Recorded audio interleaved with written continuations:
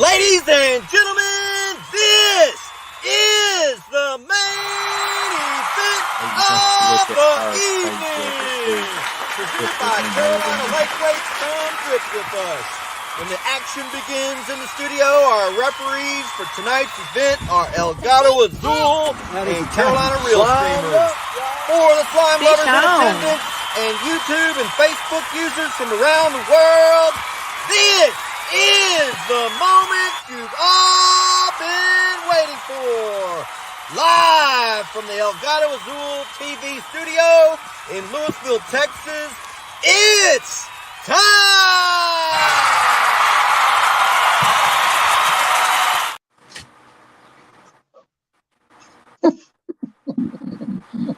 What's up, everybody?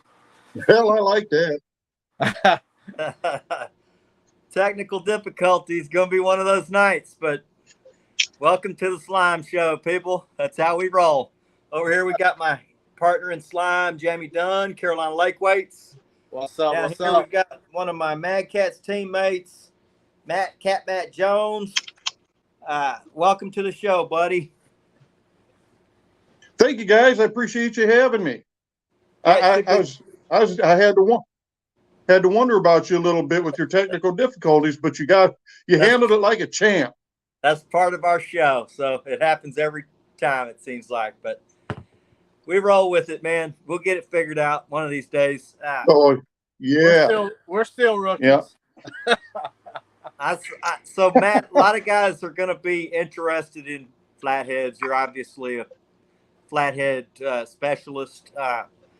Tell us a little bit about yourself, your home waters, how long you've been doing it, and give us a little broad scope of what you do. Yeah, I was lucky. I had a dad and grandpa and so on down the lines that were into catfishing. So, when I was 3-4 years old, mom would strap a diaper to me and dad would carry me across creeks and set his bank poles and throw lines, which is how a lot of people started. And by the time I was 6, I was tired of baiting hooks for dad and getting yelled at. We've all been yelled at about hold the flashlight, right? Every kid worth of salt has been yelled at to hold the flashlight. And so I started rodding reeling while dad would be setting his bank poles, and I caught my first catfish on a little creek called the Elkhorn Creek when I was 6, and that just lit a fire, and then it never went out. It continued to grow, and a good friend of mine about probably 30 years ago, a little over 30 years ago, I had caught a lot of flathead in my life, but I hadn't really studied them and I hadn't really targeted them, and he said, hey, let's go flathead fishing. And I owe him a lot for that first trip. I actually have a replica right in here in the other room of the first big flathead I ever caught on a rod and reel. And he stoked the fire. It was out of control. I set hook on my very first big flathead, and I missed it completely. And I threw about six of my vertebrae out of whack, and I put another big live shad on, and I threw it out, and I set hook the next time, and I broke the rod off just above the first rod guide. And this was a Zebco Rhino, right? And I was not equipped at all for what I was getting into at the time, and I fought that fish with the 2.5-foot rod upside down with one rod guide, no flex in the rod at all, and a little Zebco Rhino bait caster. And I had to reel backwards because I had that. It was a bait caster. So I had to reel it backwards. And the one thing I'll remember, and hopefully maybe it'll be the last image I have the day I die. I'm not sure, but I'll never forget. When a big fish first comes into view, when you fight a big fish and you first see it, that's like all that excitement and all that tension. It's almost like releasing the arrow. man, it's an image I'll never forget, seeing that fish. And all I knew from that moment on is I wanted to recreate that as many times as I could until I died. And that led to the guide business, and I started up the Catfish Academy message board back in the day before Facebook and all that. And I've been extremely blessed, fortunate, lucky, whatever you want to call it, to get to do some of the things I've got to do in catfishing, because who would have thunk, right? And I've got to do some amazing things, and I'm extremely proud and blessed and lucky to have done them. And and that is all that stuff that I've done in my whole life has led up to this moment where I'm sitting here talking to you two hicks, so I mean, what more could a guy ask for? Catfishing is cool. It brings people together.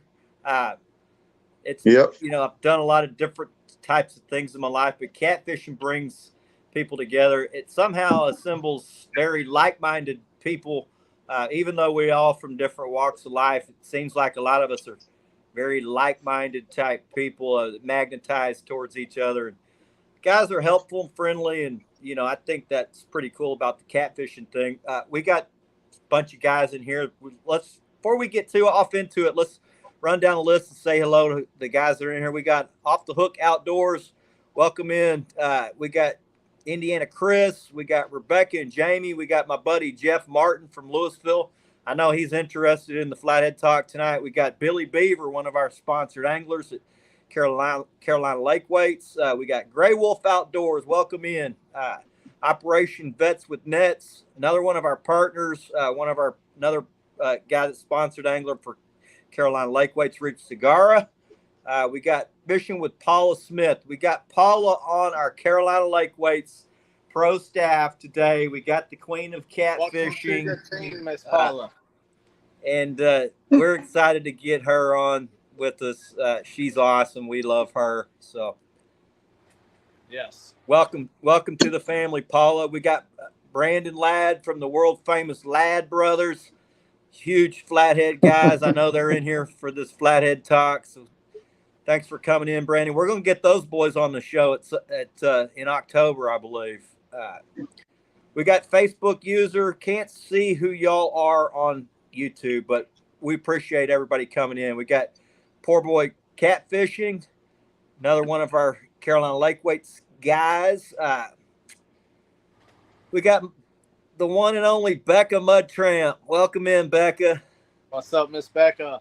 We got one of my slime brothers, Dimitri Lockett. He came on the boat this winter. Man, we had a hell of a fun time. And a couple more Facebook users. We can't see you, but if y'all want to log in to Carolina Lake Weights or El Gato Azul TV, we can see who you are. If not, Facebook's fine too. So appreciate everybody coming in. Want to say a couple of things before we get going too about our sponsors. Jamie, I'll let you start with the guys you want to give a little shout out to. I'm going to give a shout out to one as well. Yes, I want to welcome. We've talked to them past weekend. We were in Pigeon Forge for the show at the expo this weekend. I would like to welcome on board none other than Bright Light, new planer boards. They for the lights to go on your planer boards for your rods. Hold that up a little closer to the camera so we can see it. There we go. Right there we are. There you go. Bite lights. Bite lights. I got some of those. Good job. Good people, man. Chuck Watkins is the owner. Good guy. Yep. So and of course, Chris, we released some new products this week, man. Yeah, I actually got some pictures of that stuff. I think it's pretty cool. I know they're going to be popular. Let me see if I can find those.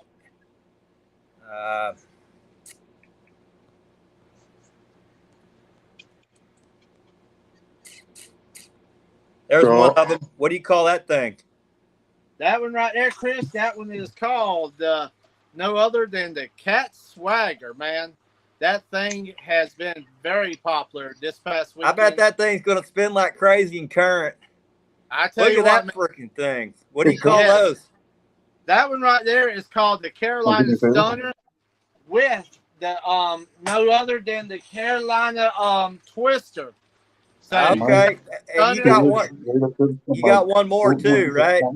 yes, and we have just a couple packs of these left, man. The Shockwave. Let's go right here, Yeah, those right things there. look really interesting. I got some rods rigged up. I hadn't fished with them yet, so I'm gonna test them pretty good this weekend. Yeah, man, we released these this past weekend at the show in Pigeon Forge, Chris. They have been a hit, man. They have been flying off the shelf. We've, I think, done probably since we've been home, maybe probably a little over 30 some orders just for these I alone, man. These things okay. have been So you going. guys that want to get some noise on your rigs, if you like noise makers, go check them out at CarolinaLakeWeights.com. Another one of our sponsors is SmackDown Rod Holders. They've got these new bank rod holders that they've donated to us. We're going to be giving them away. Want to give them a shout out. Here's the rod holder. It's basically the same SmackDown rod holder, Yep. but it's you drive it into the ground. So it's got, I think, 3 positions. I talked with all them guys this past weekend. Also, Chris, at the show, we're gonna be pimping this boat out with all brand new SmackDown rod holders, man. Them I guys, think that's cool. I love SmackDown. yeah, them guys is gonna be hooking this up, man, with all brand new. We got 17 of them bad boys gonna be delivered out to us. So Awesome. I can't great wait to partner, see it. man. So, we're all teamed up with Matt on Mad Cats. So everybody knows we love Mad Cats. But Matt, how did you get hooked up with Mad Cats? I know we were on the sponsored angler team. I think I don't know how long you've been on there. We were teammates. We've been teammates now for about a year and a half. So, Yeah, I started the whole. I mean, I've had I started the whole sponsor thing. I think I had my first sponsor 25 years ago. And so I've been with a lot of rod companies, and I've been with a lot of companies, period. I've dealt with a lot of sponsor stuff and of all different brands, from boats to rods to sinkers to everything else. And Matt, there's something about Matt Knight that he really, he wants the rods, and he wants the people that use the rods to be successful. He really does. There was nothing I've hated more through my career than, signing on with the sponsor, and you don't hear from them, you don't see them, you don't, a year later, you can't. There's no open line of communication. There's just, that's just no good. I know some people think sponsorship is a one-way street, but it's actually, the person that's doing the sponsoring and the person that's doing the working for the sponsor, that's a two-way street. When your sponsor is promoting you as hard as you're promoting them, not only does it help you, but it helps them more, and it motivates everybody. And then people see that, they want to be part of that, and it makes a big difference. And I've seen it all from both sides. And Matt is just one of them guys that he's got a fire. And at my age, I've been doing this a long time, and at my age, I just, I like that. I like a guy that you don't have to motivate Matt. You don't have to call Matt and suggest, hey, you should have this product. You should do this color. You should do this. Matt's he's already thinking about that. Believe me. I mean, he's talking to Mother Nature about a new color in the rainbow right now. I'm sure of it. yeah. And he's thinking of something. And when you get a sponsor that is that excited about what he's doing, and you're fortunate enough to get on his team in any way, shape, or form, that's a no-brainer. You want to be part of that. I agree. It's something special. I think it's cool how he doesn't just rest on his, his victory of becoming the #1 rod company. He's continually putting out new products. He tests them for thorough amount of time before he ever puts them out. And he scrapped a bunch that he said they're just not up to par. So I know a lot of guys, a lot of companies, when they put out a product, you're the beta tester. I won't mention any names. I've been the beta tester, and I paid for the product up front, and it just was a piece of junk that fell apart. And, that's not going to be the way that Mad Cats works. It doesn't matter what they put out. It's going to be a good product. So, yeah, Matt don't sit still. He's constantly working. And like you said, he's always looking forward. And, he's a man that's always looking ahead, like you said. Well, and it's not, he did a good job, I think, too, with some of the guys. For instance, like I said, I've dealt with, there's very few people in the game that I haven't dealt with on some way, shape, or form. But I see a lot of guys come up, they show up, they're around this catfishing world for 2, 3, 4 years. They catch some big fish. Maybe they win a tournament or two. They're on 97 pro staffs because they won a couple tournaments, whatever.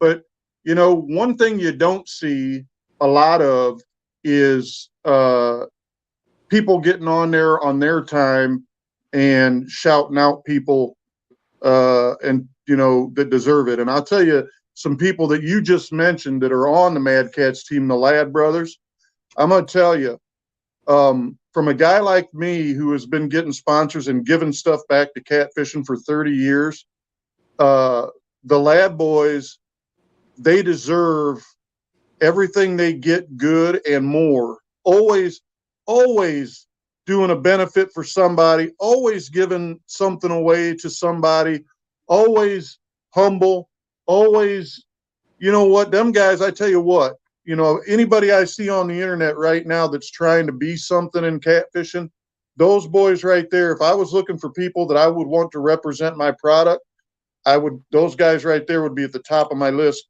And they're exactly what you want. I mean, them guys. I will tell you, they welcomed me in with open arms, and that's not the case with a lot of other guys. I don't know if it's because they think you need to earn your keep or prove your worth or whatever, but those guys were some of the first guys that welcomed me in and said, "Welcome to the team," and we've been friends ever since. We're going to have those guys on the show at some point. And I'm super impressed with their ability to catch big fish consistently, flathead wise. It's just insane that they can stay on them like that, because they're not easy to catch. But those guys got them dialed in. And I obviously I appreciate somebody that can, catch big flatheads regularly. I love that. I worked my ass off as a young person. I chasing bait, between chasing bait and chasing flatheads and spending hours just driving around looking at cover, not even fishing. And, I always equate flathead fishing so much to, if you like to hunt trophy whitetails or something along that line, there's so much in common. The work that goes into it, the study that goes into it, the, patience, there's so much that goes into it. And flathead acts so much like trophy deer, the way they travel, the way that, their small home core area, there's so many things that they have in common. And it, if you want to be consistently catch good flatheads, you either better live in a place that's loaded with them, or you better pay your dues and put in your time, because it's going to take one or the other. What's your home waters? What's your main go-to lakes or your main go-to rivers? My main water is the Upper Mississippi River, and then a couple of its tributaries. The Rock River is where I guided for so many years, which, it's a 155-mile long river that runs into the Mississippi up here in northwestern Illinois. But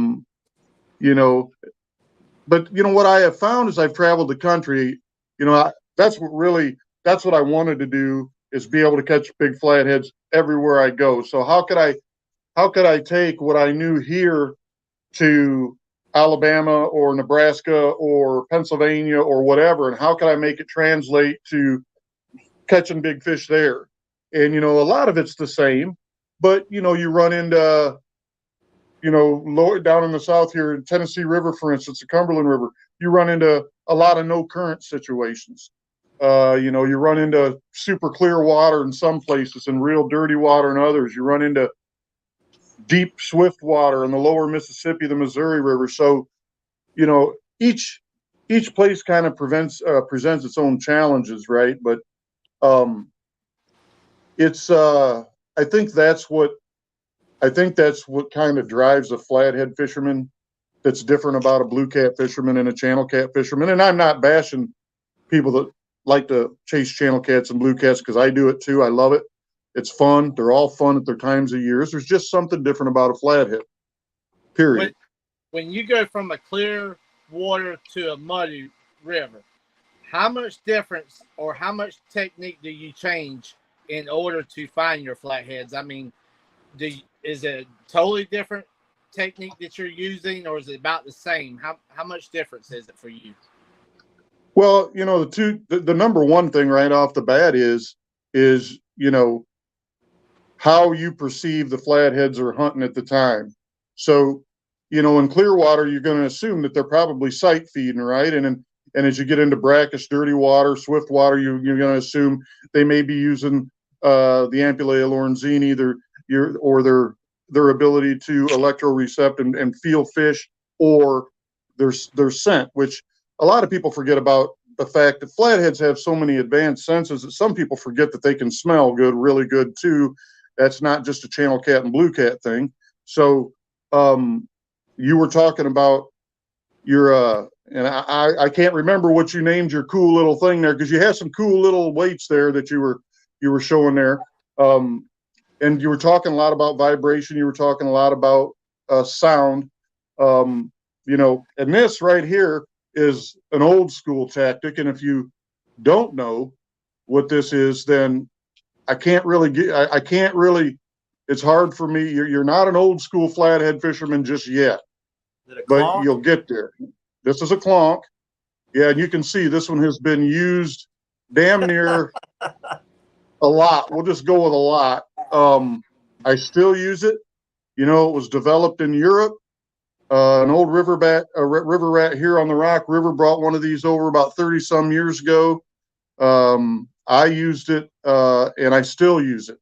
I got the pad on the handle on this one is just about worn out. This is a diamond clonk. You can actually order these from Europe. What's your idea of why that works? Does it wake them up? Does it turns on a little switch in their mind that says something just hit the water? I need to pay attention to what's going on. And this is the thing. There's no way to 100% prove a lot of this stuff works for real, right? You got to put in the time and have enough coincidences. Yeah, and then you go, wait a second. I'm going to do this. Right. I'm making this a normal, regular thing. Right. This isn't a coincidence no more, right? So the whole thing was to develop. It's supposed to mimic the sound of feeding bait fish on the surface. Okay, that's kind of what it's supposed to do. That's what it's the premise behind it. Predatory fish, a thump of them hitting something. Yeah, crush. Right. And you know, if you've been on the river sitting there fishing and you've heard carp suck, you've heard gars bite, you hear moon eye pop flies, you hear shad flip. You know, they all have their certain sound. You can. You know, it's kind of hard to mimic them perfectly, but the clonk, the plunge into the water and the dragging it through the water really, again, I'm not going to go say, everybody, you need to order this, you need to make one and start selling it here in the States, which would be a real good idea there, pal. But because nobody else is, just want to let you know that. So you'd be the first. So I would call and and check into the patenting rights on that right away. It's funny, Matt, because, you know, when I was a kid, my dad, he'd get onto my ass when I was thumping around in the boat. But now I actually see some catfish anglers using a thumper. It's just, and they fish straight under the boat, which it's hard for me to catch fish straight under the boat. They'll fish straight under the boat with a thumper, and they're catching big. And I thought it maybe some eaters. No, they catching big fish on a thumper, and they're like, and I've seen the graph pics of what it looked like before they turned the thumper on. There ain't nothing down there. There may be some stuff out here. They turn that thumper on, and all of a sudden, just the bottom of the boat lights up. I'm like, maybe I ought to throw all that crap my dad said out the door about being loud on the boat. York turned Jackson loose on the boat. Hey, Chris, guys say, man, that's why you catch so many fish, Chris. You got your own thumper. I used to be accused of tying rattles to the back of my boat. I heard some people talking that they were not aware I was in the store at the time, and I was in the next aisle, and I heard them talking about I caught so many big flatheads because I tied rattles to the back of my boat. Is that I illegal? heard that. I mean, it probably is. I don't know why they would think somebody would. I mean, but let's face it. Even with great vision, I don't know. Even in clear water with great vision, I can't imagine a fish being able to see a bait swimming up to them 100%. I got to imagine that virtually in everything they eat, there is some feel, some smell, something involved in every time they eat. And if you can appeal to those senses, it's electroshock, it's sound, it's smell. Some days they may use one over the other a little more, but I agree. There's got to be things other. We do the same thing. I mean, listen, you can walk into a restaurant and it smells good. Yeah, but you sit at you still got to find the food. Your smell will get you in the kitchen, right? But then you got to see the food. Yeah, you can look over there on the next table and be like, "Damn, that looks good." I do that. And then they walk by and you smell it, or they walk by and that thing's sizzling in the pan. You're like, "Whoa, maybe I'll order that." Right, it's got to be the same way. It's the truth. We used to watch these fish in troughs, big troughs, and if you've ever had one in a big aquarium, for instance, a flathead, you'll learn more. You can learn more by having a little flathead in an aquarium, watching that for a day than you can, going out and fishing for a day. I can tell you. I mean, if you change the direction of the flow in the aquarium, the flathead will change where it lays in your aquarium. If you move, I've seen them where we move the rocks, clean the aquarium, refilled it, changed the filter, and moved the rocks, and the flathead would move the rocks with his nose back to where they were, because that's where he wanted them. I mean, they're amazing creatures, and I think we were talking earlier about, their range, or where do you find them at? That there's been studies done all over the country, and there is no right answer to that other than a lot of them don't ever move, and some of them do move a long way. Do you ever fish other than rivers? Do you fish lakes? Or are you mainly just a river guy? Because the reason I'm asking is my buddy Jeff says, you got any tips for finding flatheads in a non-river system, just a lake? Most lakes have a river or a creek flowing into them. So, Jeff, they all got a little something coming into them, but I understand what you're saying. A closed system. Yeah. Number one, a lot of them, if they have any flow at all, obviously you want to look for that. Sometimes lakes, especially a lot of these man-made lakes, don't look like there's any current. You ever been sitting on one and you throw some sinker, throw some bait out in 30 or 40 foot of water and your bait moves?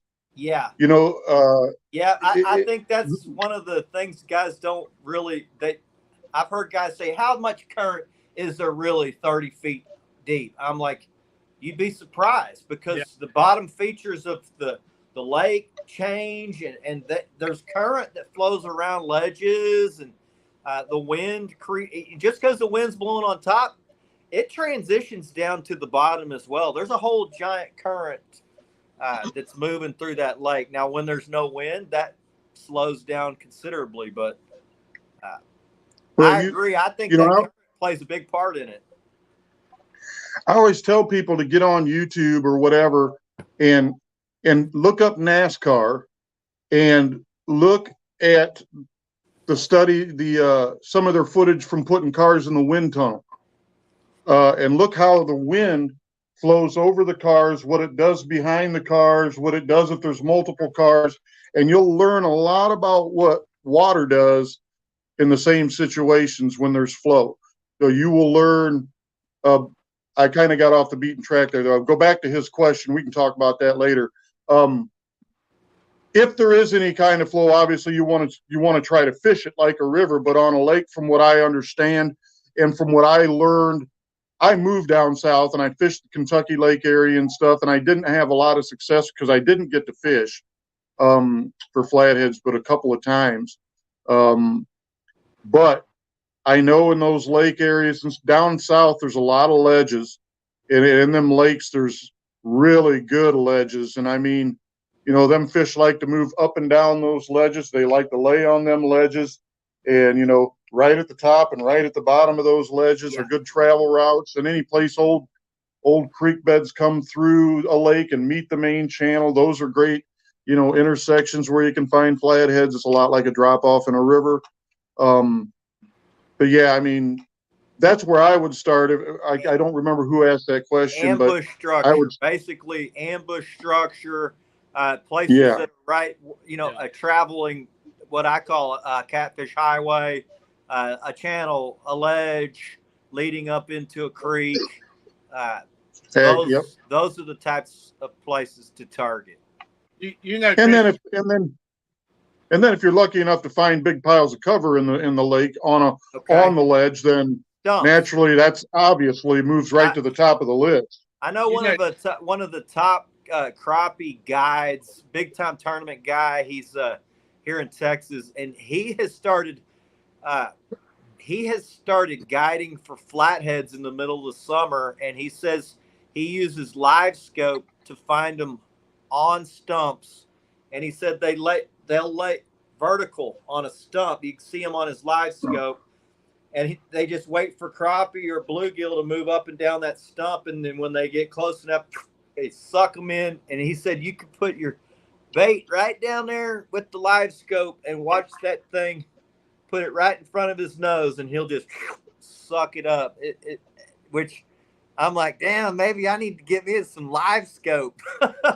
Chris, I love fishing muddy water, and when I'm going to a lake and we go down there, we catch a lot of blues and stuff, but I'm looking for a lot of that stumps, a lot of that structure, the same way I do on those rivers, those log jams, and that's where I try to target, big flatheads or something, same way I do the rivers, the same way I do on the lakes. That's pretty much what you do, Matt. You look for a pile of timber. Tell us some of the things that you're looking for if you're out on a river system and you're like, okay, I don't know this body of water, but I'm going to go find me some flatheads.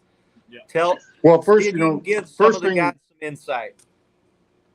First of all, the most natural thing you're going to look for right off the bat is cover, right? So anytime you see rock, anytime you see a rock, revetment bank, anything like that, you're going to go and you're going to drive up along there and you're going to spend time.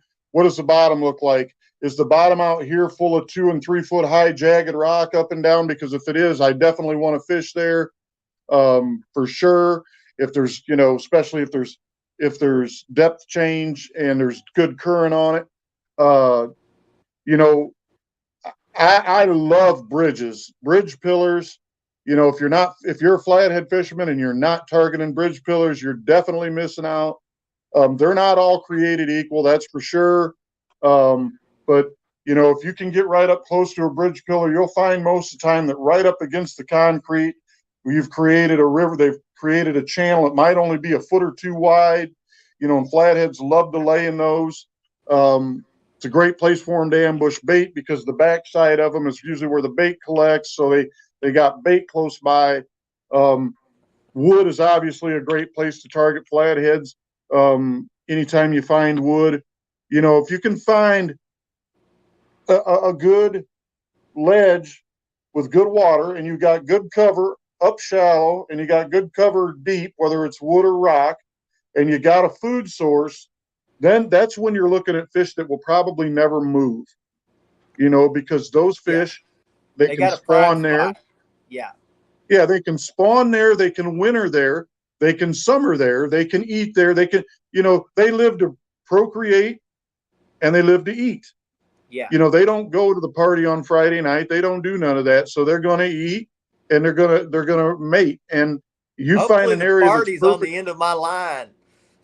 Well, that's where it's the funnest, that's for sure. But, you know, if you can find areas like that. Bait, Matt? What are you throwing for bait? I know you probably throw different baits, but what do you throw for bait? Do you prefer live bait, cut bait? Right. Time, you know, and that's something times a year and all that. That's something that changes all the time. You know, if I have to take one bait with me all the time and I can get that bait all the time, you know, I want 13 to 17, 18-inch live shad. That's my favorite bait. They're the best moving bait. But people don't like that because they have to work, keep them alive a little bit. And they have a false sense about them that they die, that they're not a good live bait. They'll outwork any. Where do you hook them? Back in as far back in the rear as I can and as thin as I can. You know, you're going to be way back past the adipose fin, way back past the dorsal fin. And I try to hook them as thin as I can. Okay. What's that? What size hooks are you using? Believe it or not, everybody's hooks. I use Boss Cat hooks, and Boss Cat, his 4/0 hook is the equivalent to a 6 or a 7 in most other brands, because they're just made a little bit bigger for whatever reason. And there's a lot of good hooks on the market. So, but I use Boss Cat hooks, and I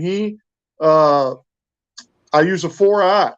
I can go to a 6/0 when I get like an 18 to 20, 22-inch moon eye or shad, something like that, just to give myself a little bit more clearance. But I have found it's not really necessary. If you're hooking your bait right and the fish gets the bait all the way in their mouth, you're going to hook them. And, you know, I don't run circle hooks for flatheads, never will, for a lot of reasons. But I mainly run J hooks. Well, there's two reasons. Number one, I love to set hook. And number two, when you get real into fishing in cover, and I don't mean pulling up on a brush pile and throwing a few baits 3 or 4 foot in front of a brush pile. I mean, you're throwing into the brush pile. And when you're letting go of that bait, you're looking at the guy next to you saying, we are not getting that rig back unless there is a fish on it. That's the only way we're getting. And sometimes you get lucky, but most of the time you're casting and you're going, I'm not getting that back. You know, I've seen flatheads in the middle of brush piles on camera, 8 foot off the bottom, laying this way and just doing all kinds of funny stuff. So they can literally be anywhere in that brush pile, not just on the bottom. So, you know, running the smallest hook I can without deterring my hook set is important to me because, you know, these things are going in the cover. They're going in it. So, what's your technique when you're fishing a brush pile like that? Are you suspending? You're throwing? I mean, how are you setting up on that brush pile?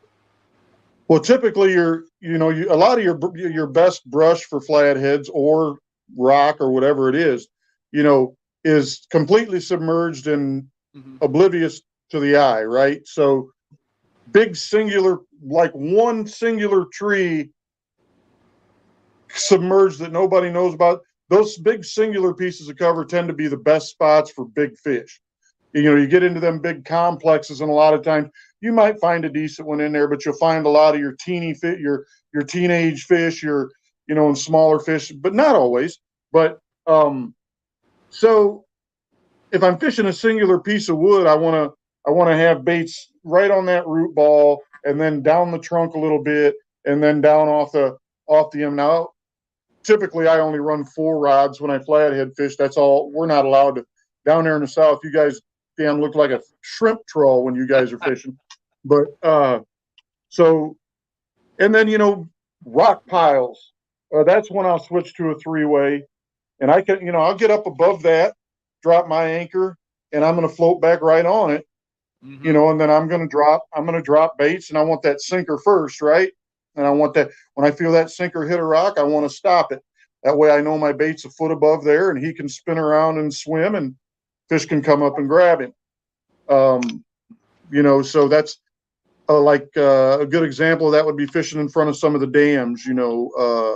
Up here, most of our dams, they have the initial scour out hole, then they shallow up a little bit, and then they got a secondary hole. And those areas, because of the swift current, and so are always, and all the rocks in them are always a little bit better with a 3-way than say a Carolina rig or something like that. So that's when I kind of changed the placement of my sinker and my hook, just to kind of adjust for that. But most of the time, I like a Carolina rig with a float. I think you guys call them Santee rigs.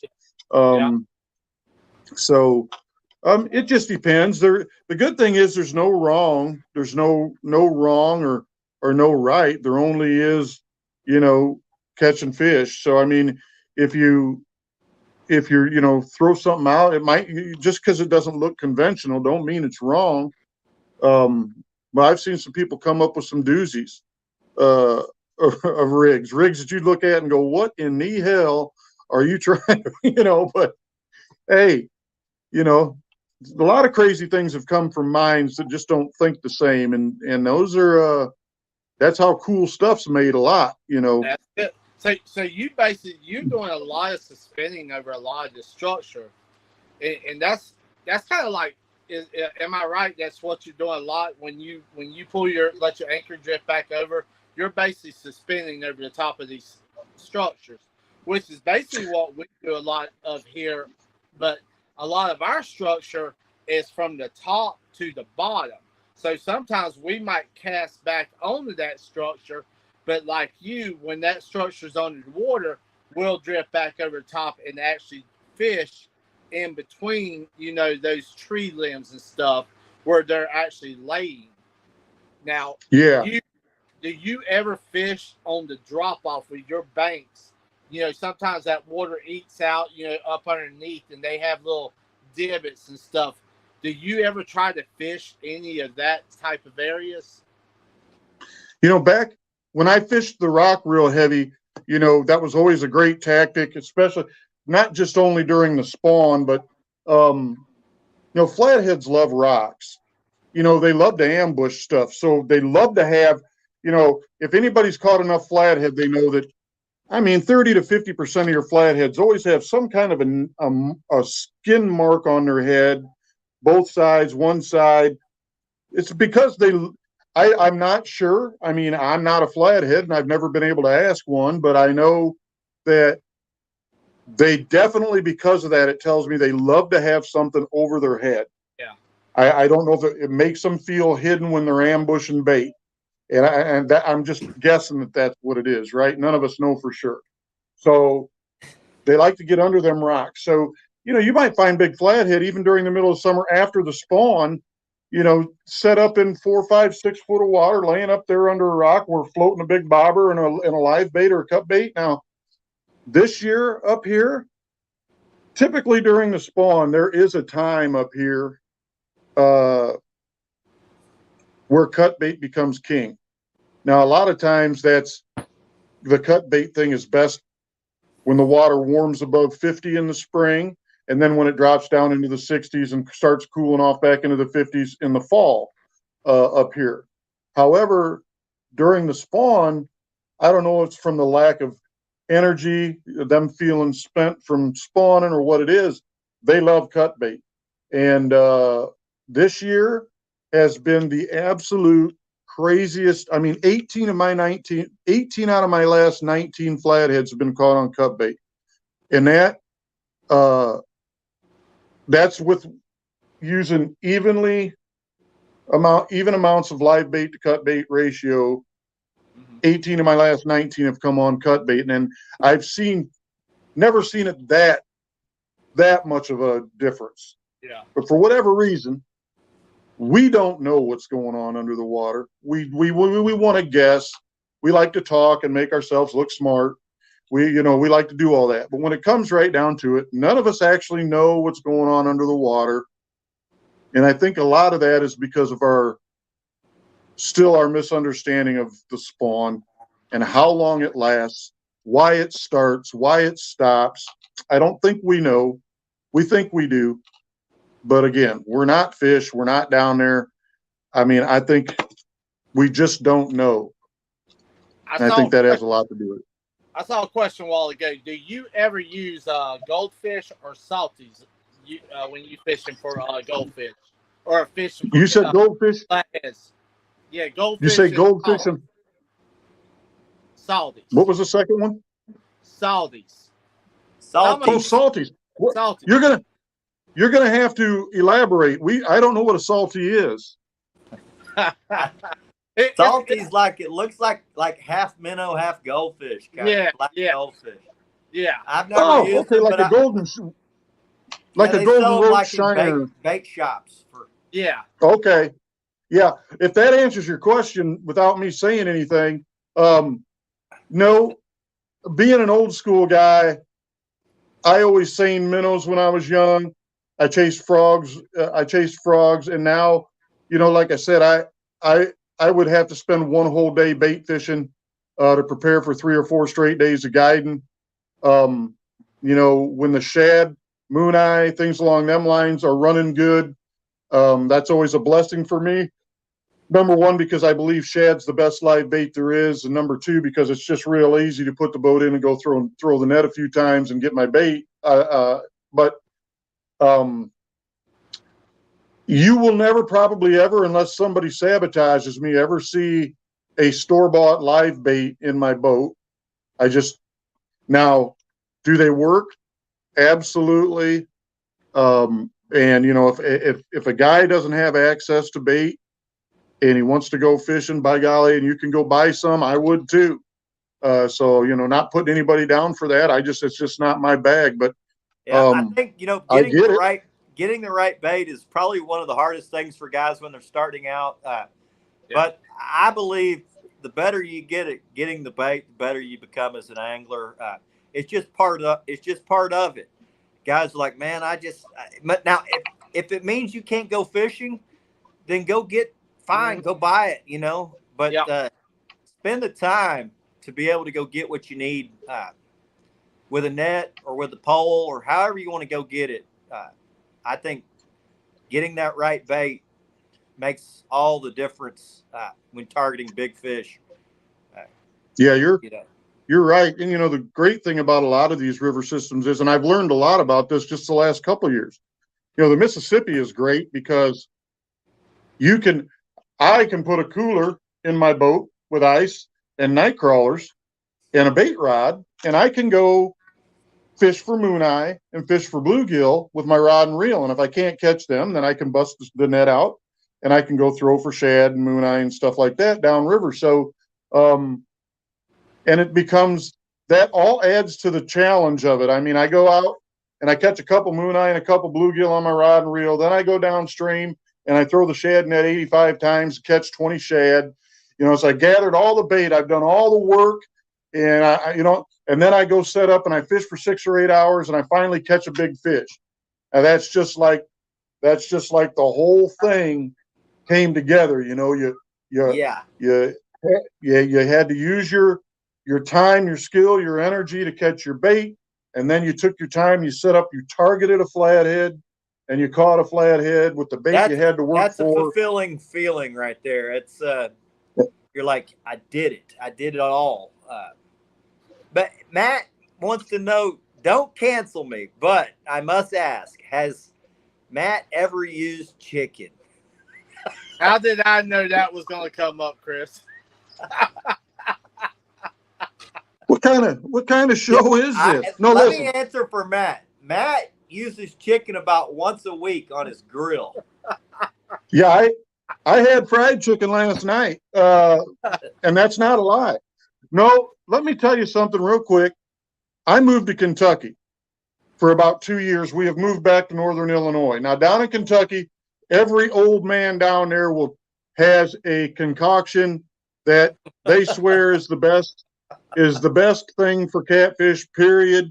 And this is how you go catch a cooler full of fish. You use this, and I'm telling you what, you'll kill them. So Matt, I had we did this a one bait. guy. Matt, we did a bait challenge, and my son picked the bait. Okay, we used gummy bears, clams, little smokies. We used Slim Jims, Oh, and clams are awesome. guess what won? Like Chicken. 17 to 1. You're not going to guess it. Gummy bears caught Yeah. 17 blues and couple of channel cats. 17 blues, and the clams I think caught 1. The Slim Jims caught 2. But I was Probably super amino surprised. acids. What? It's the amino acid. You know, another guy said, you know, they make that gelatin out of bone.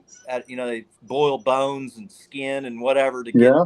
It must be that. But you know, I know catfish like to eat fruity type of crap too, so maybe that was it. And it was mostly eaters, but we did catch one that was pretty good in the 20 pound range, and it come off a damn gummy bear. So Well, listen, you know, I don't know, man. I said I've been chasing this bait my whole life, and we could have just gone and bought a pack of damn gummy bears. I have heard every story there is to hear about the Volkswagen fish at the dams, and my uncle's brother's sister's cousin's nephew's uncle used to be a diver, and he's seen fish that scared the crap out of you. And I've heard every bait, and I got so intrigued that by my one neighbor down there in Kentucky that I said, you know what, I'm buying some chicken breast.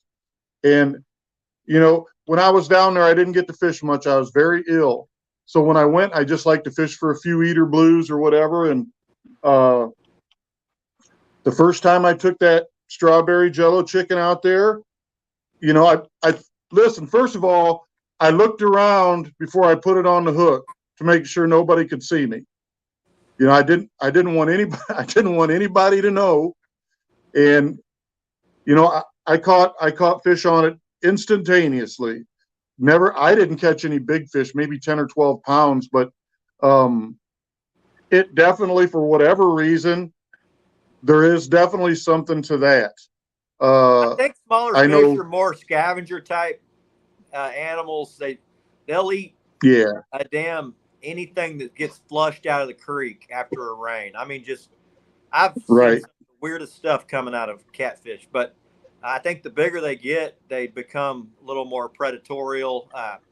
We had a guest on that said it's not like there's a ton of dead stuff floating around in a lake, maybe after a rain, but you know, they're after fish and injured fish, and one that might just got hammered by a sand bass or, you know, whatever type of predatorial fish is feeding on them at that point. Probably 95% of your fishermen's probably got chicken in the cooler somewhere. Right. Well, you know, and that's the thing. Can you catch fish on a hot dog? Can you catch fish on this? Yeah, you can. Oh, yeah. But when I was a kid, we used a lot of hot dogs.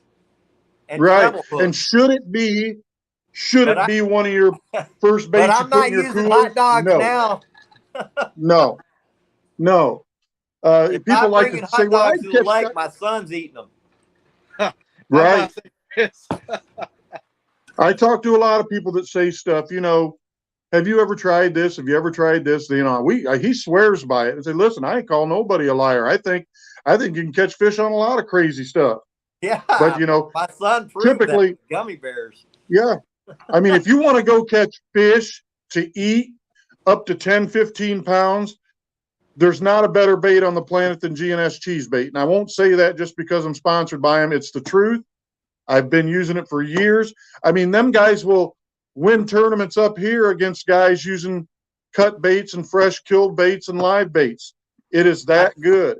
I think for channel cats, prepared baits is the way to go. I got some buddies that are super high level channel catfish guides, and they got their own bait companies, and they'll outfish. I mean, you ain't gonna come anywhere close with cut bait if you're fishing for channel cats.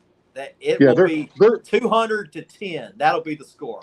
200 to 10. Yeah, my buddy's gonna catch. They always seem to be. I'll catch 10. They always seem to be using all their senses.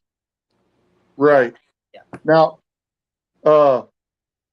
I've caught a lot of blues in the teens on cheese bait, but again, that wasn't something I just, I do that out of convenience sometimes just for fun, but obviously flatheads is where it's at, and they're always on my mind, and that's always what I'm thinking about. The only reason I ever think about anything else is because up here in the north, the flatheads don't feed year round. Now you'll have some guys that say that's wrong, but those guys are snagging fish and telling fibs. And, can you catch a big fish up here in 30 or 40 degree water during the winter? Absolutely. Yeah. You can. You find a guy that's catching them left and right, he's snagging them. And I've just watched them too long. You might catch one every once in a while. You jig a night crawler in front of their face. You'll see a walleye guy every once in a while. They'll catch them. They will suck in a worm or something that's right in front of their face. I've caught a couple that way. But, when the water gets down into the 30s, the amount of flatheads I've caught that actually were hooked in the mouth is extremely low, like 5 out of 30 or 40 that I've accidentally caught in the winter. Yeah. Like 10%, 8%. And that was when I was younger. Now, I know in a lot of the places where they're wintered right next to channel cats, where I used to like to catch my channel cats in the winter. So I just stay away from them areas, period. So I don't want to snag them. They generally go into hibernation mode like that? There's got to be a certain number you're like, okay, water temps. It's pretty close. It's pretty close to 40 when they actually shut it down. They stop biting in the 40s. They're probably, it's really slow, and you got to kind of at about 50, 40, 48 to 50 degrees, they get real lethargic, real tough to catch, and then by the time you get down into to 40, the upper 30s, they are bunched together in wintering holes, and they are not eating. Yeah. I've seen underwater footage of them all piled into that winter hole, and it's insane. You're like, damn, where do all these freaking giant flatheads go? And you can't catch them. But no, blues. And you find a wintering hole, man. Blues. Oh, go ahead. When the temperature is 45 to 30, I'd say 38 to 45. It's freaking hammer time. I mean, oh yeah, it's just the opposite. Yeah, and that was one of the common misconceptions. Like when them fishermen came around, they spread a lot of misinformation. Actually, they had the whole country thinking that you couldn't catch big catfish during the day. You had to fish for them at night, and they spread the misinformation, like you just said, with the temperature thing. Their metabolism is what the water is because they're cold-blooded. So the hotter the water, the higher their metabolism. But I hear that a lot. Guys are like, man, they get so active in the summer. I'm like, that might work for you, but in Texas, they start shutting down when that water starts getting right around 90. They're like, oh, what is going on? Yeah, and they get lethargic. There's a feeling maybe for that. An hour out of the day. Now, if you're in the right spot in that hour, Yep. There's definitely a ceiling for that temperature, and I'm not sure exactly what it is, but it's in the 80s somewhere, to the point where the metabolism, it just starts making them feel like they don't want to eat. Who in the heck we got here? That is Action Jackson, the Texas Tornado, right there. The Texas Tornado. I like it. Hi, Jackson. Can you say hello, Jack? Hello. I got Jackson a new logo for this season. Well, would you look at that? Look at that one, Jack. What do you think? Action Jackson, the Texas tornado. That's pretty cool. No, I mean you just you know, flatheads is the same thing. People say, man, the water's 85 degrees, they got to be going nuts. Well, you know, when the water gets that warm for that long, that's when I really start targeting overhead cover, shady areas. They tuck underneath, you know, and kind of start getting away from that. Yes. Right? You know, that And the guys are like, daytime, oh, they just want to move. They get super active. But the fish, when you catch them in that water, they look ragged. they you can. know, they look pretty ragged. You know, It's not. I don't believe some of them. I think it stresses Some of them them out fish, when you it's know, that hot. some of them fish, you know, a lot of people don't understand as the summer goes on, the floor of the riverbed or the lake bed gets hot, right? So, you know, in some of your areas, you even have thermoclines and all that good stuff. But, you know, during the winter months, you know, during the summer, early summer, the bottom of your water, the bottom is where your cool water's at, right? So, during the winter months, their bottom is their warm area until it's been cold for a certain amount of time. So, you know what, I have seen big flatheads laying in 2 or 3 foot of water and 33-degree water temperature by themselves. Right. You know, they have moved off of their wintering hole and they have moved up to sunbathe. Yeah, it You know, got I've warm seen that that. day, and they're getting up in the water maybe 2-3 degrees warmer, and they're like, I'm gonna get up into that. I could go up there and hit him in the back of the head. I could get up there and hit him in the back of the head with this clonk, and he won't do nothing. He just lay there. He's still lethargic, but he's up there charging his batteries a little bit, you know. So, and again, that was brought to my attention by commercial fishermen. You know, commercial fishermen are kind of looked kind of poorly upon, especially in the South, the ones that are catching fish and taking them to pay lakes and stuff, which is horrible. But, you know, as a young man learning the rivers, nobody can tell you more about fish migration, fish location, fish movement, any of that than a commercial fisherman. You know, and they can teach you a lot. Listen, if you can't get rid of them, you can learn from them. And I used to tell me, you know, I'd run into this particular one on the river all the time, and he'd say, you know, yeah, I figured out the flatheads winter here, and he'd tell me, yeah, you're right, they do. He said, but you ever looked over there? And I mean, some of the things they would show me and open my eyes to were they were things that I would never have thought that fish would do.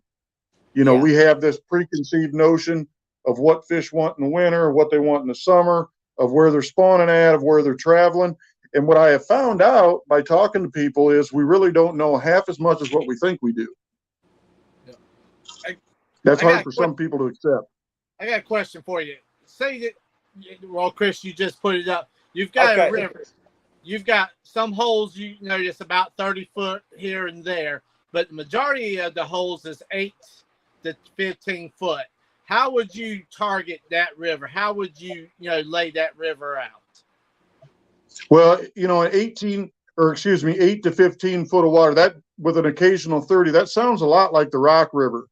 So, you know, obviously pre-spawn, you know, when the fish are coming out of the winter phase, you know, they move a lot then. So you can be fishing all those areas around those holes and spreading. I love spreading baits out. I see a lot of guys, they'll hang 10 poles out and they just dangle their baits a couple feet. Spread the baits out and let the baits cover water for you, you know. But in 8 to 15 foot, you can have 50 of those holes, and some of them are going to stand out from the others. Number one, how fast is the drop off into the hole? A direct drop is always better than a slight drop, you know. So you want a hole where you're going along at 3 feet, 3 feet, 3 feet, boom, 10 feet. Just drops right off. Those are always better because now that drop off basically became a log or a rock because it created a current change. So I'm always looking for change, you know. So any of those 8 to 15 foot holes that have rocks in them logs in them. Those obviously are going to be better than the ones that don't. You know, and then the ones with that are closer to 15 foot with covering them, those are probably going to be areas where you might think to look for your wintering fish too during the winter months. And then any of them that are adjacent to, you know, undercut banks, anything that looks like spawning habitat. Any place that looks like you can put the whole picture together. You can look and you can say, there's a lot of bait here. Looks like they could spawn there. They could feed here. They could winter there. When you can put like a checklist together at one of them holes of all the things you'd be looking for, you're always going to have flathead in them holes. All year round, there's going to be flathead in those holes. You know, so. And say the not water, all holes. you know, you've got, you know, 89 to 92 degree, 91 degree water temperature. Are you going to stay pretty well around the 8 to 15, or are you going to automatically go to that deeper holes in that river and look around a lot more? Yeah, I'd be going deep. You know, I would think, and again, that's where we get ourselves in trouble when we start thinking realistically that's the truth. But because, you know, flathead burn me all the time, and, you know, they do things and you catch them when, you know, you would have swore that this is not right. But yeah, natural conventional thinking is they're gonna go deep. They're gonna get out of that sunlight. They're gonna find a cooler pocket of water down there on the bottom, and they're gonna lay there and rest. And then maybe that's when your night bite is gonna be better. You know, when they can travel the shallows without that sun beating down on the shallows, and that kind of thing. So I would definitely be looking around deep when the water got there. We rarely see 90 degree water up here. So that's kind of your guys or whoever asked that question. That's kind of their deal, but we rarely see that, but we definitely see 84, 85, 86 in that area. And I see in the gentleman in chat was also saying that river, and I believe I know the rivers he's talking about is basically, though, is full of also structure. So basically what I'm seeing is, you know, you got all the structure with all the shade, but yet you've got very little deep holes on this river. You know, a majority of it is between 8 to 15 foot, but you got, you know, your 30-foot holes, but the water temperature is real hot. And yeah, that's said I would definitely be looking around deep when it got like that. I mean, and you might find that you continue to kill them in 8 and 15 foot of water. I mean, but I would think it might change your tactics as far as, you know, when you fish. You know, I mean, it might become where there's a better night bite, overcast days, maybe, you know, cold fronts.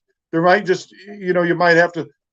I always kind of had to keep an open mind because I guided and I got so busy guiding that, you know, if you ask some of your busier guides out there right now, you can't pick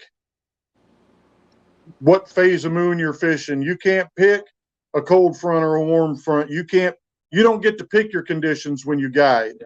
You got people coming, they want to catch a flathead and you got to go find one.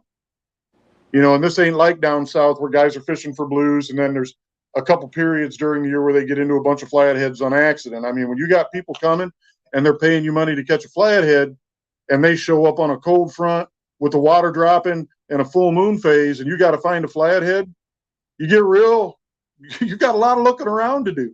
You just got to throw it all out and just fish, you know, and just fish, keep good bait and good water and fish, you know, and that's the best thing you can do. Yeah, I know those type of situations real tricky. I mean, it can throw you for a loop. You plan on doing, you know, have your game plan on going, okay, we're going to do this. You get down there, it's like, okay, this is not working. And then you're just totally lost. And you go that night bite and then it just kicks back the other way. So it can throw you for a loop on that. And sometimes for holes, even at night, when you think those flatheads are going to move up towards that, you know, shallow water, up towards that bank, sometimes they're going to stick into that deep holes even though you think they're going to move up, they're going to stay in that cooler water. Yeah, I've been noticing that too with the nighttime fishing. You know, I did a lot of messing around shallow, and I have found that when the fish are feeding, I'm catching them just as deep in the same kind of cover that I catch them during the day. And now I don't doubt that, you know, and I've seen it before because, you know, I know people that run bank poles and stuff like that. So they're suspending baits off. So I know the fish go shallow, and I know they don't feed on the bottom. I know that stuff. But as far as the rod and reel aspect goes, and you're going out there to go fishing, I don't change much up as far as how I'm presenting the bait and where I'm fishing for them from day to night. I stay around the same areas, and it seems like they're always kind of moving in and out of that, moving shallow, deep, in and out of heavy cover. And you know, I think a lot of times what happens is after we fish long enough, we start to outthink ourselves, and it becomes a mental game. And then the more you get to know, the more you start to hurt yourself. So it gets kind of tricky there, you know. So I talk to so many people that are frustrated that try to catch flatheads regularly and struggle, and you know, maybe they don't have a boat and they got to rely on bank spots and they got to go to different bank areas or whatever. And I say, listen, it's hard enough. It's hard enough when you've got access to a boat and all that, and you've got the luxury of jumping around and moving all the time and stuff. It's, you know, being a bank angler, you find a couple of good areas that produce flathead, you know, you better put a chain link fence around that stuff and hold on to that with dear life, because that's tough, you know. That's it. Got another question from chat here. What would make the flatheads not want to move in the river? Does the front or high pressure make the fish not move, dig themselves into a hole or mud? Well, my first thought on the whole thing is when you're approaching flathead, you should be approaching them thinking that they don't move anyway. You'll be a much better flathead fisherman if you're going after them thinking they're not going to move. That's going to make you a better fisherman anyway, because what you want to go after them with the mindset of, I know where they're at, I've got to get a bait to them. That's going to make you a much better flathead fisherman. So erase that train of thought and stop thinking, okay, when do I need to be on the river? The flathead are going to start moving. Do they do that? Absolutely. Okay. But if you don't think that way, it'll help you a long way. So just think, okay, here I am, you know, and there's a rock out here that, you know, is 3 feet high, 2 feet wide on the bottom. And there's I'm going to think, okay, I'm going to put a bait right there, and I'm going to put a bait here. And I know there's a ledge over here. So I'm going to throw a bait up on that ledge and let it slowly wash down that ledge. You know, you want to fish like you're going to them. They're not coming to you. And sometimes it works that they do come to you, but don't fish that way. Fish like you're always, every time you cast, you're casting a bait there for a reason. There's something there, and that's why you want to put your bait there. And it'll make you a lot better fisherman for flatheads anyway. How long are you giving that ledge, that deeper hole, that, you know, that 30 to 20 foot range? How long are you know the fish are there? How long are you going to give that area? Well, if I find a tree that looks like this antler here, and it's laying in the water, and I get baits up here on the root ball on both sides, and I get a bait back here, I'm going to give that 30 or 40 minutes, and then I'm gone. Now that's daytime fishing, right? At night, you know, I might sit there for some reason, and I'm not sure why it is, at night, time seems to move faster when it's dark. And I'm not sure, before you know it, you've been on a spot for an hour and 15 minutes and you just feel like you just got there. I haven't figured that out yet. I don't know if it's a comfort thing or what it is, but for whatever reason, it just, for me, it feels that way. But, you know, daytime, I'm 30, 40 minutes and I'm gone. Nighttime, you know, I'm sitting an hour and 15 minutes on a spot sometimes, not really meaning to, I just do.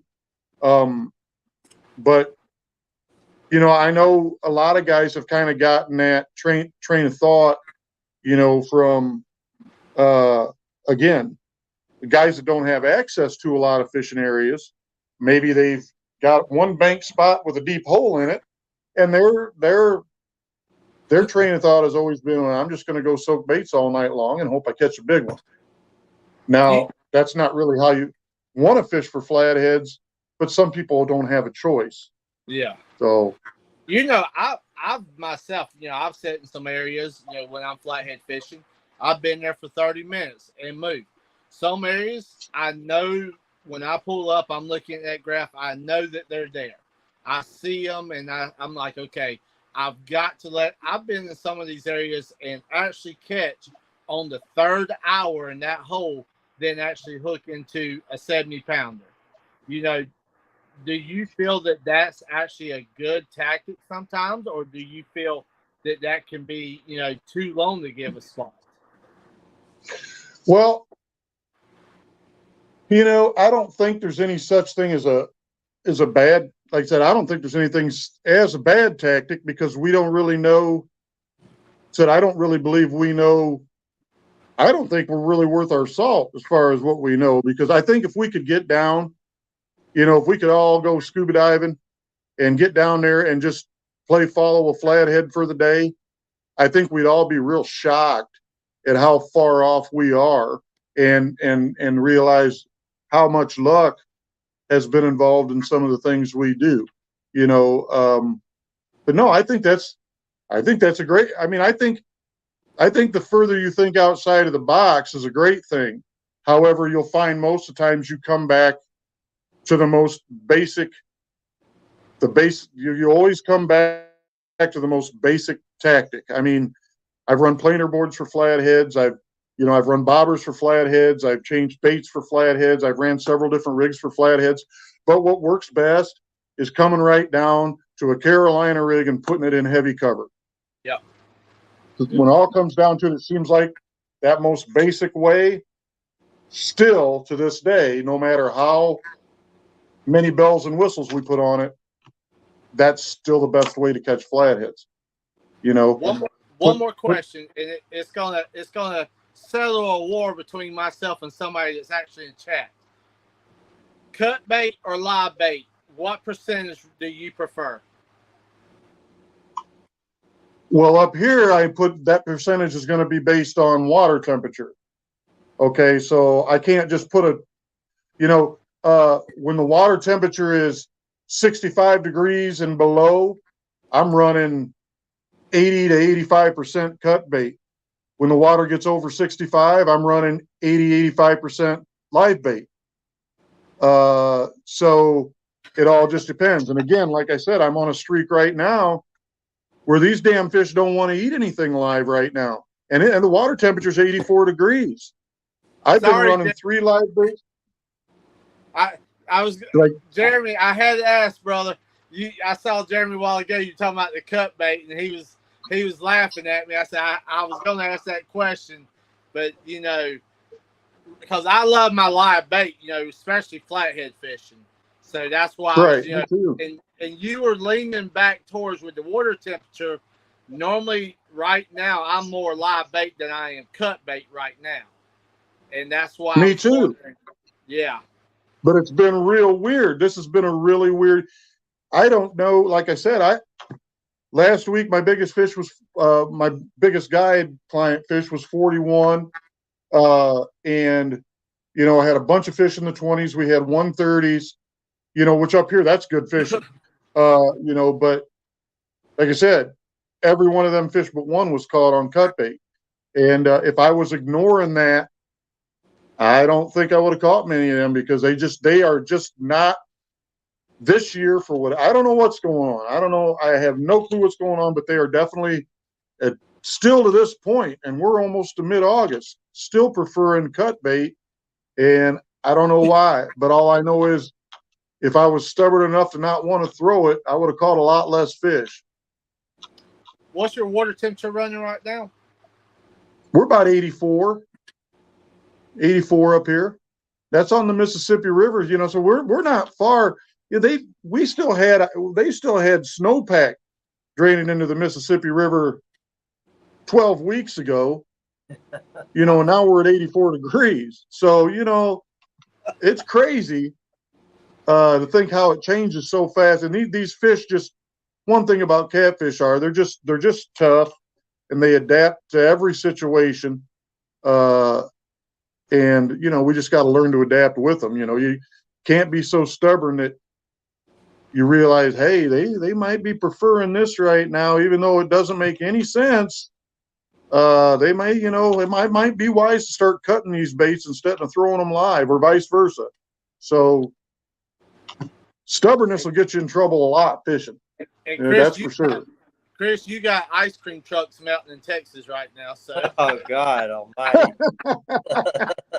It's been hot down there, ain't it? Oh man! Hey, Yeah. would you guys? Oh, look at that! I see that. I don't have the most exciting videos on my YouTube channel, but I wanted to plug it anyway. I do a lot more talking and information stuff, and there's some good fishing on there, but you know, I don't do a lot of editing and fancy bells and whistles because I just ain't that bright. But if anybody wants to check it out, it's an Old School Catfishing with Cat Matt on YouTube.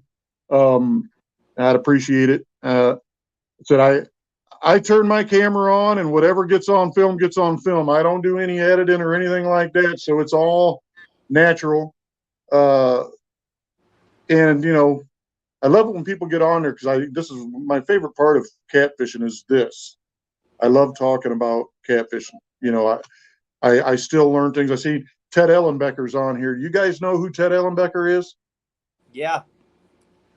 Ted Ellenbecker.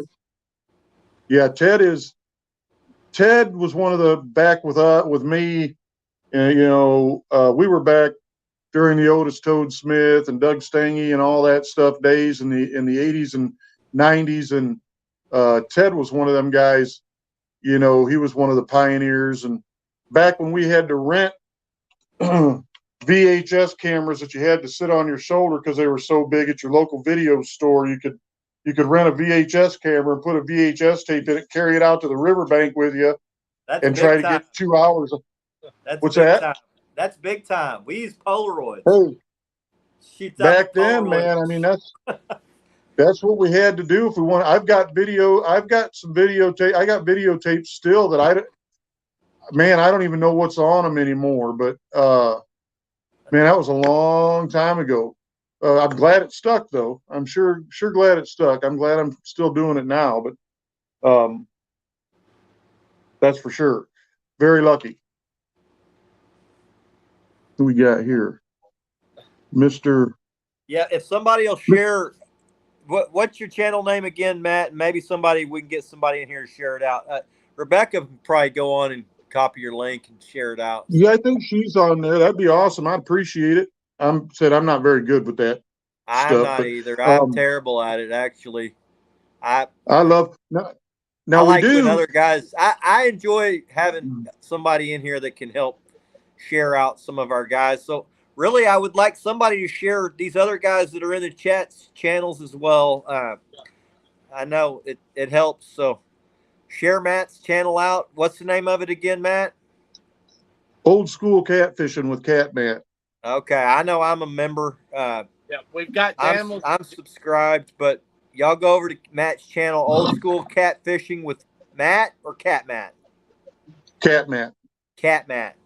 And then you also do some junior angler, youth angler programs too. I saw you were at CatCon putting on some type of seminar for kids. Why don't you tell us a little bit about that? Because that's something we love at Carolina Lake Weights. I got a young wild kid who's really big into catfishing with me, so we love that. So tell us a little bit about your youth program, how you got started in that. What's the name of it?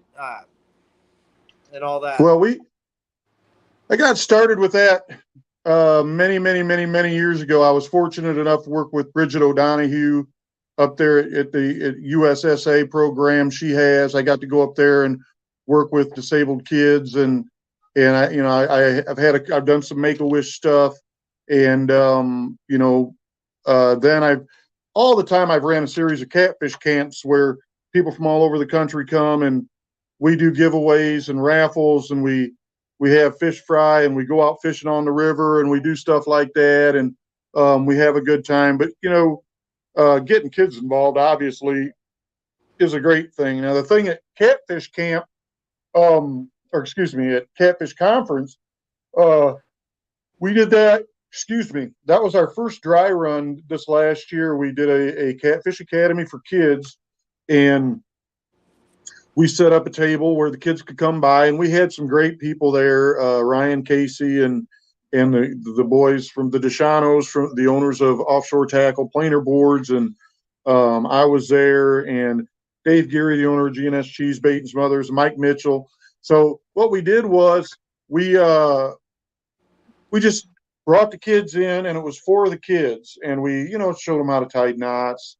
We showed them how to mix up cheese bait. We showed them how to hook up a planer board. We showed them how to fight a fish.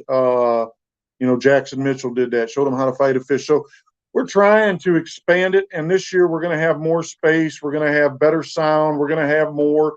We kind of wanted to see how it would be received. So this year at the Catfish Conference, we're going to have all day. We're going to be at the tables all day, both days. Anytime kids want to come by, learn how to do something, we're going to be there.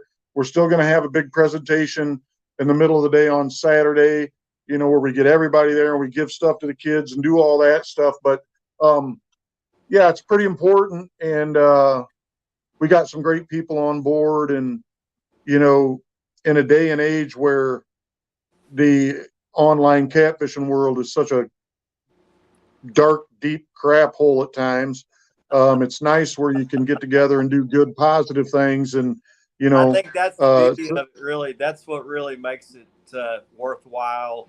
The partnerships, getting to help guys.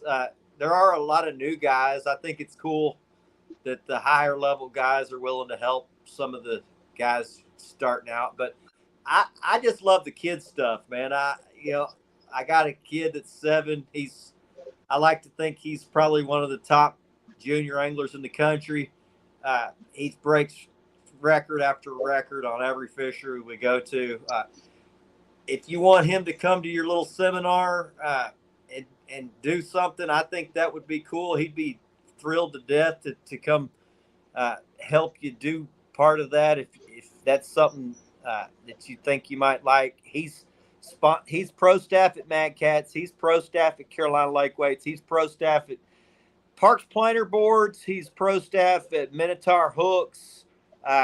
He's pro staff at, I don't know, tons of places. I'm super proud of it, so I push him hard. But that's one of the reasons. The reason I do it, Matt, is because I think that it gets other guys interested in getting their guys fishing, getting their kids fishing at a young age, which I think is very important. Yeah, you're right. At a young age, and that's great. Your son's getting exposed to some things that most kids won't ever get to be, which is good. So he can help his friends, and he can help people as he grows up and fishes more. And what the online crowd misses is that the sport of catfishing outside of the internet is a hell of a lot bigger than the people that are on the internet. And I mean, it ain't even close. I mean, there's 10, 12 million catfishermen in the country, and we got the same 5, 6, 7,000 people fighting for, spots on staffs online, so it's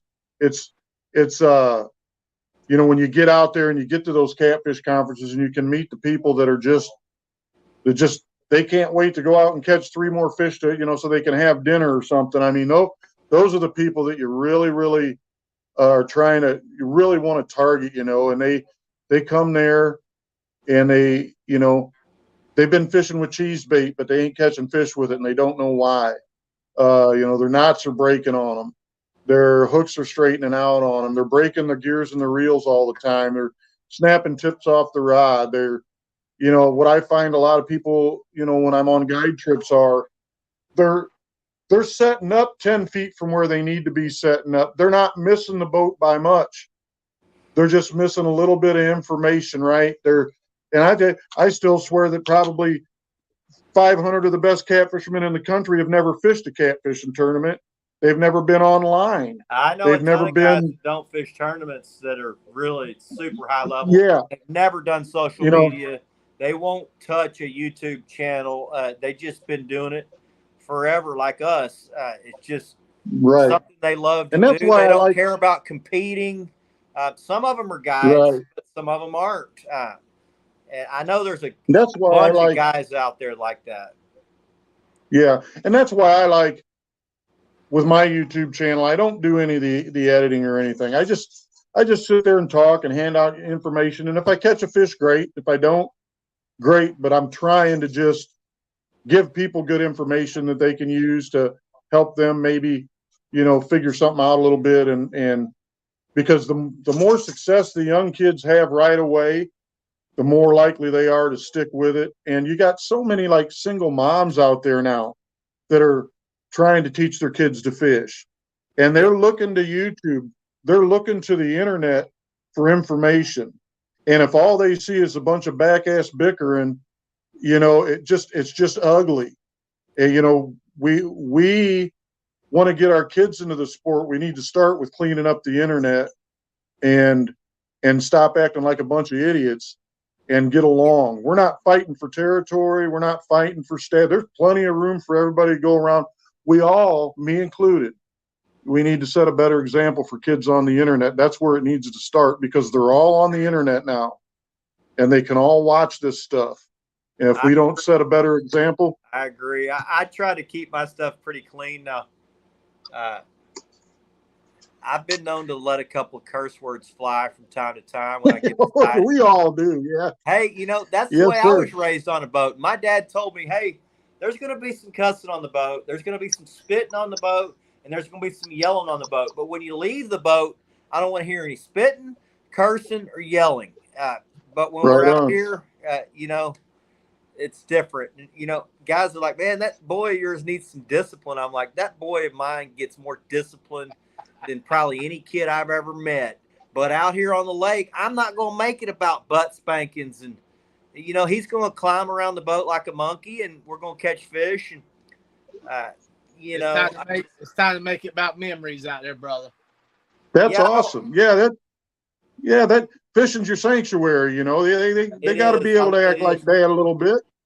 But he's an intelligent kid. I know he knows. At this point, he knows Dad's not going to bust his butt on the boat. So he does push. He tends to try to push my buttons when we're out there. I know if anybody's, we do a lot of live streaming, so a lot of these guys have seen us fish. The boy likes to push Dad's buttons, especially if we're really on some.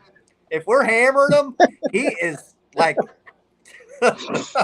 Jackson, no. Hey, you'll have that. While we got a quick second, if anybody out there would go, please share out our YouTube channels, man. You know, Carolina Lake Weights. Jamie has changed the name of his channel for anybody who's in here new tonight. It was Carolina Real Screamers. They changed it to Carolina Lake Weights. Go give Jamie a subscribe, hit the notification bell, watch a short or two so that it sticks. Go over to Carolina Lake Weights Facebook group. Give us a follow. I know most of y'all probably are already in that group, but go over to Jamie's page, Carolina Lake Weights page. Give that a follow. Go give Matt Jones, send him a friend request. Give him a follow. He guides. He does kids seminars. He also does a lot of content for Catfish Now online magazine. Seemed like he's got a new write-up every freaking three months. But how did you get involved with Catfish Now? Well, I've known Ron and Ron for a long time, Ron Presley for a long time, and Dan Dannenmuller that runs Crappie Now.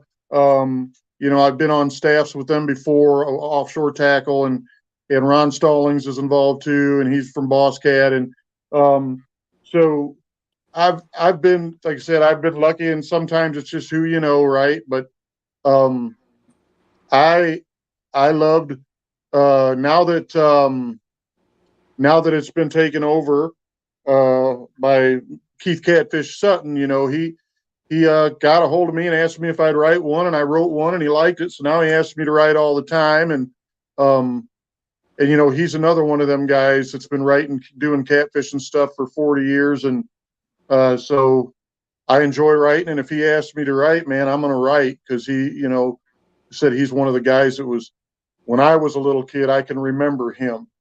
He was around then. You know, he wasn't a bass fisherman turned cat fisherman or whatever. That guy has lived catfishing since he's a kid. So, yeah, he asked me to write, I'm gonna write, just, you know, plain and simple. So that's just the way it is. You know, I like the dude.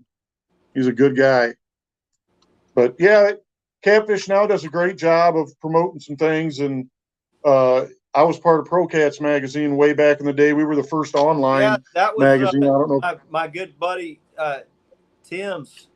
That was his online deal, right? So yeah, that was ours. Yeah, we were all internet.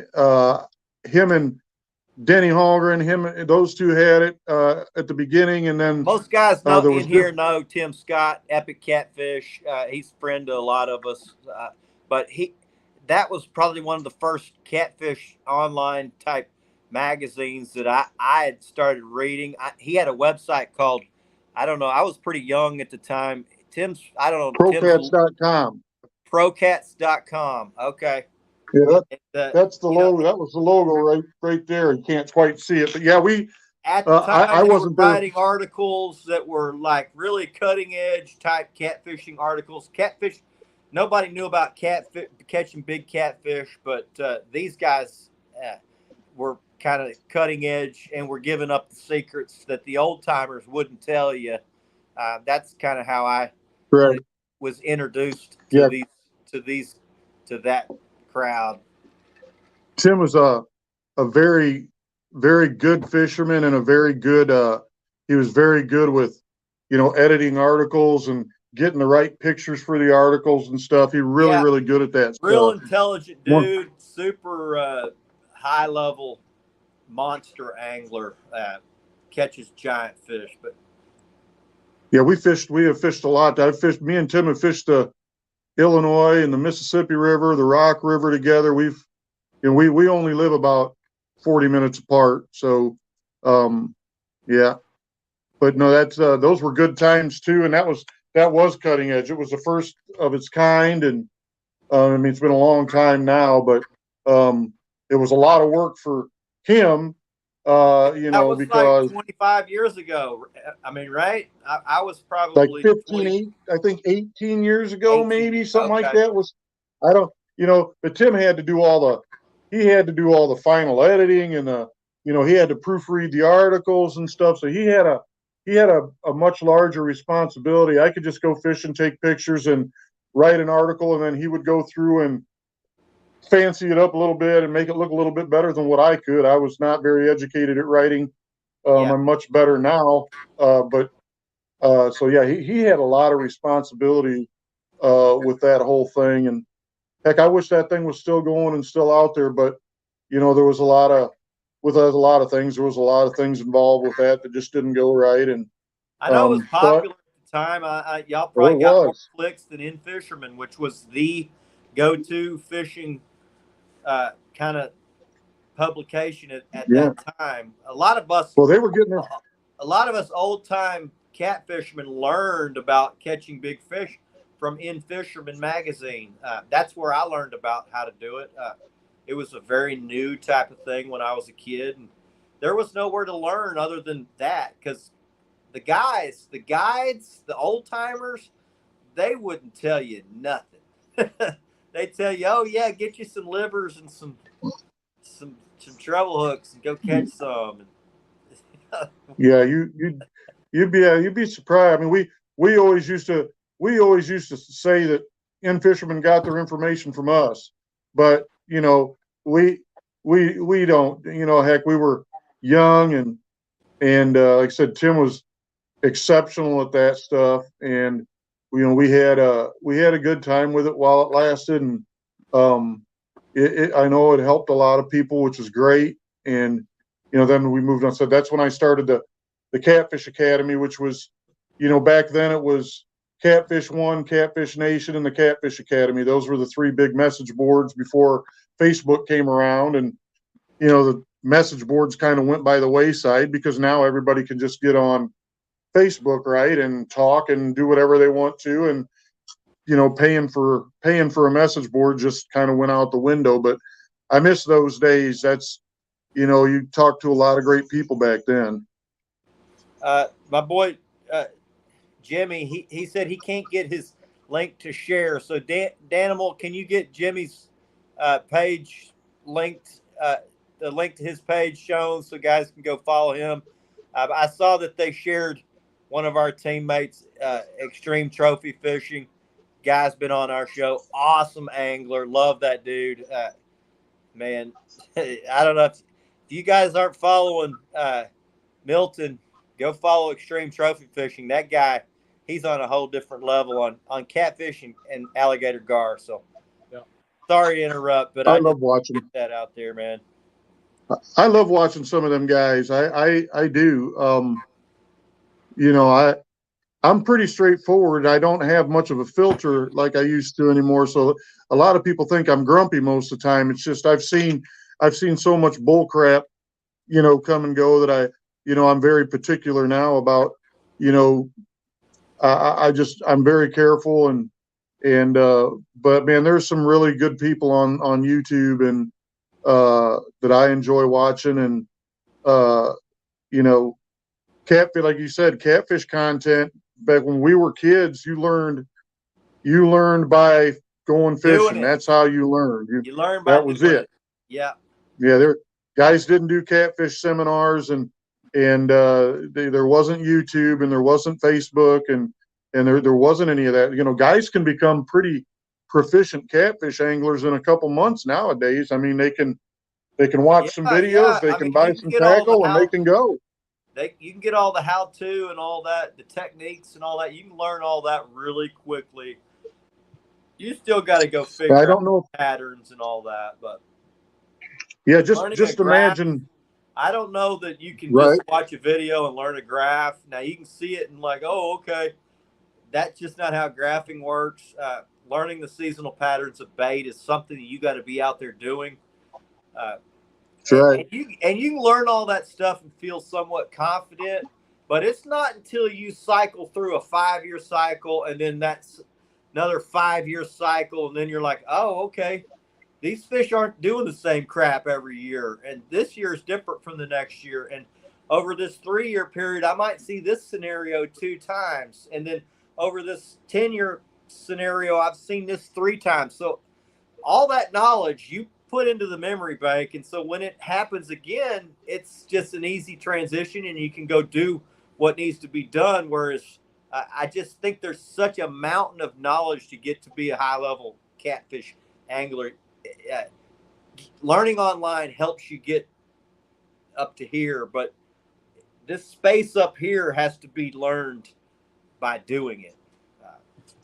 Yeah, and when you get old, the lights in the memory bank, they start to flicker on occasion. And that's a real issue. You got to hold on to that stuff as long as you can. I tell you, I remember things. I remember trying things nowadays that I had forgot about 10, 15 years ago, and but again, it seems like you always end up coming back to the basics, and that always seems to be what works the best, the most consistent is the basics. Always coming back to the basic. We made him tired. Man, he took his hat off, yawning. I told you I'm a talker. You got to cut me off. Guys in catfishing right there, man. He works freaking day. He works full-time job. He comes home at night. He's pounding out Carolina Lake Weights rigs. I mean, I got to take my hat off to Jamie because that boy puts in serious work. You know Damn. Rebecca, she does a lot more than I do, man. I know. I always speak highly of Rebecca. You are lucky to have her, man. I tell you what, she's the backbone of Carolina Lake Weights. And speaking of Carolina Lake Weights, before we get off, we got something coming for all the ones around the James River. We got something exciting. Chris, you know what I'm talking about. Oh yeah. Rebecca has finished up something. I know what it is. So here real soon it's coming. So stay tuned, y'all. Something else coming. I'm gonna make the announcement for you. It's the Carolina Clonk. There you go. There you like go. that. But you know he's thinking about it. You know it. Oh yeah. Yeah. We've been so blessed, man. All these has been we make these in-house now. These were a big hit this past weekend at the show. These things have been flying off the shelf, and we're so blessed, man. And we're doing stuff totally different. And we've got the paperwork started patenting and everything, because if you don't get that on stuff anymore, people copies everything. So you got to have the patents on everything. So we've been very blessed. We're not stopping. We're going to continue. We got a lot more great things happening, and we're just beginning. So stick around. I love that you're constantly trying to try new things, see what works. Some things are going to work great. Some things aren't, but you're always trying to improve what you got. I love that. I think the catfishing deal, if you're not trying to get better, there's always room for improvement. Even when you've been doing it for 30 years plus, like all three of us, or, whether you've been doing it for 3 years, there's always going to be something you could learn. Now, to learn, you might need to step outside your comfort zone and go learn from somebody else who's doing something different than the way you're doing it. But I feel like a lot of the guys that are really good, they just keep an open mind, and they're willing to always learn and try a little something different. And there's nobody that knows everything about catfishing. We've been blessed, Chris, to have a lot of great people back in Carolina Lake Weights. And Matt Katzman, loved the guy. He gave us a shot, but we keep just digging, and Carolina Lake Weights is just beginning. So I think it's cool, all the partnerships. Operation Vets with Nets. Donate Life Catfishing. Minotaur Hooks. Mad Cats, obviously. Parks Planer Boards, Knickknacks Custom Bait Boards. And now, when you stand alone, we're all not all that big. Obviously, Mad Cats is huge, but I think building little partnerships is cool. I enjoy doing it. I like the way everybody wants to help each other, help your team. Warrior Energy Drinks, SmackDown Rod Holders. Yep. This weekend, there you go. Another new partner right there. Yeah, I've got some of those bite lights. I put those on my planer boards. Yeah, Chuck, I like his lights. Chuck sent me a bunch of them, and they work really well. Chuck's got a winner right there. I like them. I think them Chuck's bite a good lights. dude too. Which that makes you want to support somebody like that. That's it. Yeah, I met Chuck over at I'm on Cast Kings Pro Team, and I met him over there, and he's a good dude. He's always on the internet. You never see him involved in anything negative. He's a good dude, and I like that. That's awesome. I love them lights. Yeah, they light up really good. That's for sure. You know where I love them at? In my deer blinds. I love having them in my deer blinds. You get in the morning, and I can just turn 2 of them on before the sun comes up, and I can see everything, get everything situated, and then I can shut them off. And you get 2 or 3 seasons out of one of them. But they're perfect for lighting up a deer blind. I love them. Jeff Martin says, shout out to Tyson Chicken. There you go.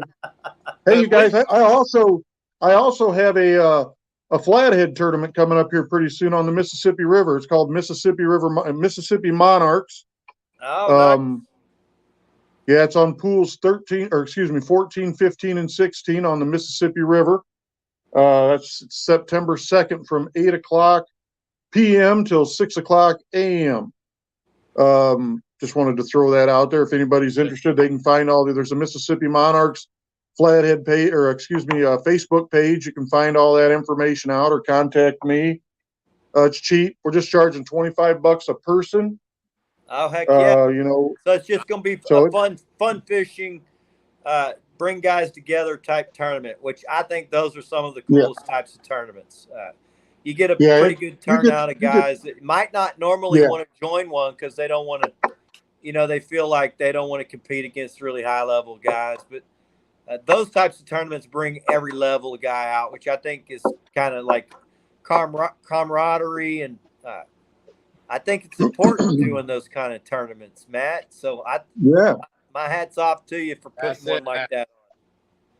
Yeah, Mad Catz, obviously, Mad Catz, there's going to be a lot of, he kicked in some extra money and some rods to give away, so we're looking forward to that. So did Stay Alive Stringer and Offshore Tackle and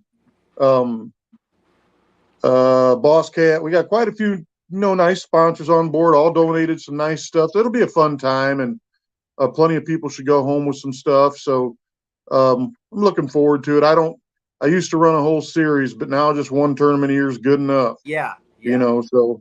Well, we're going to start putting on an online tournament series. We're going to basically it's going to be an online type event.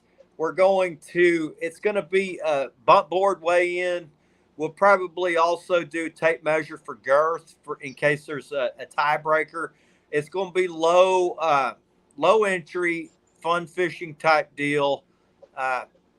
You can fish anywhere in the country. I've had a lot of guys like, you need to have one for channel cat and one for graph. I'm like, man, it's one for fun. It's going to be low entry. It's for fun.